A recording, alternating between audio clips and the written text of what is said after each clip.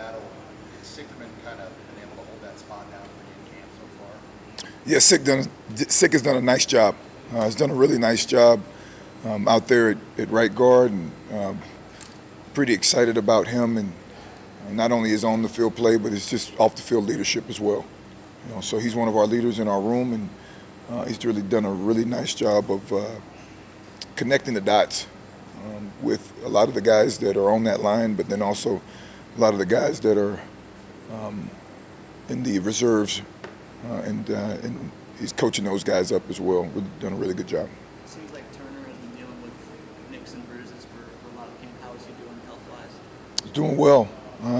Minor setback, but he's progressing well, and we should have him available here soon. Think he'll be ready for Illinois? I don't know. We'll see. No, he'll be ready. Hey, Greg, what's your depth like at tackle? And I know you've used guys both tackle and guard. As you get it ready to play a game behind Turner and Benhart, where are you at with like the next couple guys up? Yeah, we feel pretty confident in our depth. There's guys, there's Brent Banks, guys like Ezra Miller. There's guys, Nuri Nwili. He's doing a good job as well. Teddy Prohaska is another guy that we can use out there as well. A rising young guy that's done an amazing job here in the last couple weeks. So we got some bodies that we can certainly go to, and there's some guys inside that can certainly shift out as well. So we feel pretty confident in where we are at that position. Obviously we just got to work on fine-tuning, our technique and our learning and our understanding of what we're doing and how we're doing it. How about at guard? I mean, the same thing. Same thing. There's a lot of guys that can play those positions. There's position flexibility between centers and guards as well. Again, guys that are tackles that can slide down, that can fill positions and fill roles as well. The good thing about it is that we've been cross-training some of these guys at left and right guard, as well as other positions. So that's what we've done. That's what our plan was as we went into fall, coming from spring where we didn't do a whole bunch of cross-training. So now we feel pretty confident, and if a guy gets nicked up, or certainly the COVID and having to deal with potential tests and guys potentially getting found positive or doing the contact tracing, having to sit out for contact tracing. So we've had to really kind of work the system a little bit to make sure that we had multiple guys ready at multiple positions. Banks specifically, obviously you can work in multiple spots. Do you have a feel for maybe where his best position would be down the line? Do you think that where his bench lies? No, not down the line. Heck, man, we're a day-by-day operation. We can't think down the line. If anything, we got to think this upcoming game. Where is his best spot this upcoming game? We kind of found out where it is based on all the things that are going on, and we feel pretty confident in his ability. Hey, you mentioned contact tracing. Have you guys had anybody out of practice yet for that counts? I'm not at liberty to say anything about that. Okay. But certainly we got to make sure that we're dialed in to knowing who we're around, and taking care of our business. But yeah, something that everybody's dealing with, and we got to ensure that our team is healthy this year.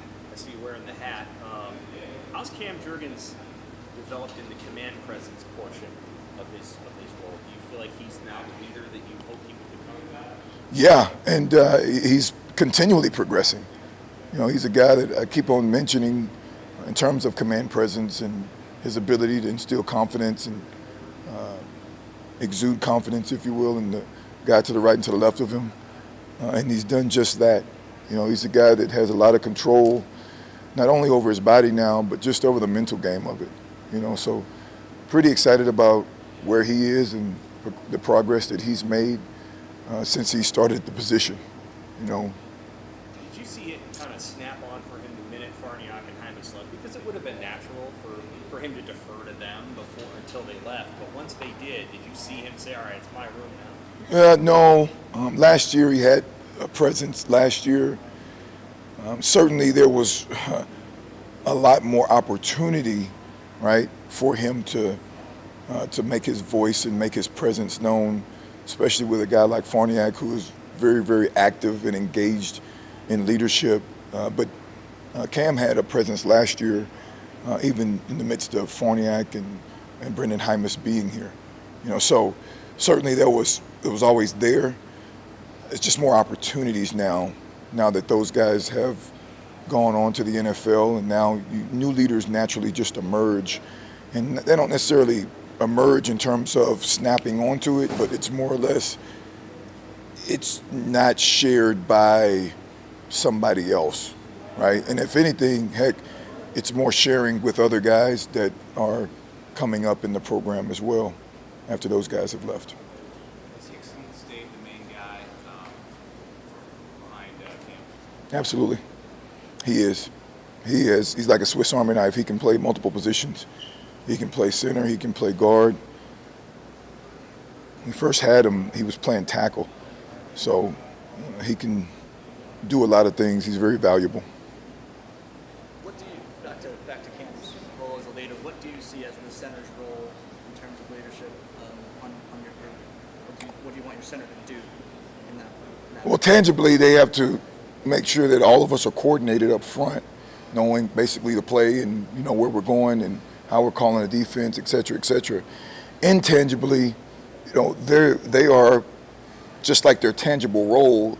We expect for those guys to be the leaders in terms of getting the guys ready, getting the guys dialed in, getting the guys detailed, getting the guys to know their assignment, getting the guys to, focus and attack some of the mental part of the game as well, and the leadership and the motivation. And we're looking to as the center, man. Heck, man, you're the air traffic controller. It's like can't let two planes fly into each other, right? You got to control everything, So you kind of have to have a Type A personality. And to be honest with you, Cam, was a little bit more laid back up until really last year, and as he's grown. There's been more confidence, there's been more understanding, and with knowledge and reps comes confidence, and that's where you get it. Now you get off the field, and now there's a presence about you, and people naturally follow you. You got it on brand now. Does everyone have a beef jerky hat in that room? Everybody has a beef jerky shirt, not everybody has a hat yet. Okay, so I think I'm special, but who knows? They might have hats, they just haven't worn them yet. They charge you? Say what? They make you pay for it? Not yet. Not yet. I'll pay for it though. I told them I'll wear it to the press conference, okay, and then I'll give you a little something on the side just to make sure that you won't come back asking for money later on. Anybody else have any questions? Greg, what do you think overall about the running game and the downhill element that you guys have learned this offseason to be able to implement? Yeah, I'm excited. I'm really excited. I'm really excited to showcase it. I want our guys to be confident. I want our backs to be confident in the holes. I want those guys to be confident in the systems and the schemes. And I want our guys going full speed. I want us to attack folks. And that's the mindset. We got to attack people downhill. In this conference, the people that win are the people that can run the football consistently. Another hat So. you guys like to wear is run the damn ball. Why is that? Why is that something that they embrace? That physicality? Well, I haven't received a hat like that yet, but eventually they'll probably buy that hat for me too. No, they bought those hats. I don't know exactly where those hats came from, but yeah, run the damn ball. Like, let's run the football. Why is that physical Right. style something that they embrace? Because it's an offensive lineman, babe. I mean, hell, if you're an offensive lineman, then you got to embrace physicality and you got to embrace just grittiness, and there's no greater joy than taking a man against his will from point A to point B, right? So that's the mindset. So that's the run the damn ball mentality. Do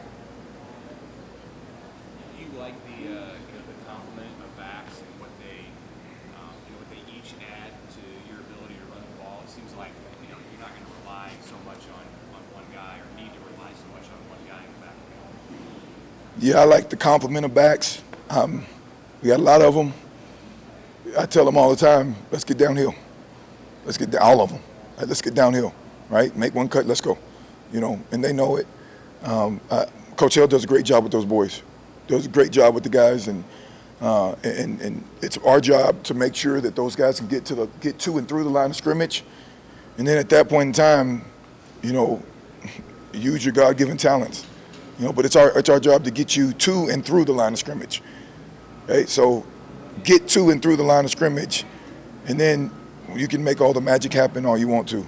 Okay. I mean, you're pretty familiar with the mentality that it takes for a freshman to step into a big role in college.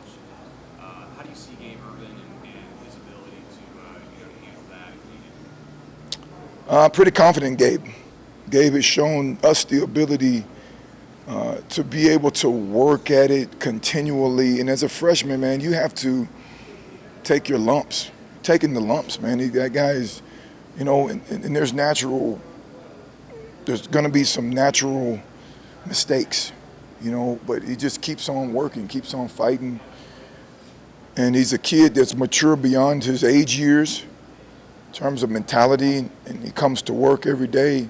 And the one thing I can tell you right now that's allowed him to put himself in the position to play is his attitude that he brings to practice every day. I mean, every single day. I'm not blowing smoke. I don't see the kid mad or down any day. And that's natural for a freshman. Man, you miss home, you miss this, there's so many other things going on in your life. There's a natural tendency for you to lag. You know, like, man, this thing is, you know, kind of gotten on top of me a little bit. You know, that transition from dependence to independence, and, you know, but he's handled it well. And, you know, he makes his mistakes, but he doesn't make the same mistake twice. And that's the one thing that I can see as well from the kid, is that he's not going to make the same mistake over and over and over again. He hits the wrong hole, he's not going to hit it. He's not going to hit it twice wrong. So good for him. I'm excited to see him tote the rock, as well as I'm excited to see all of those guys tote the rock. Okay, there's a lot of those guys. Like I said, Coach Hill, Coach Brown, those guys do a good job, you know, of coaching those guys, and I think, you know, that room is a room that's going to showcase their talent this year.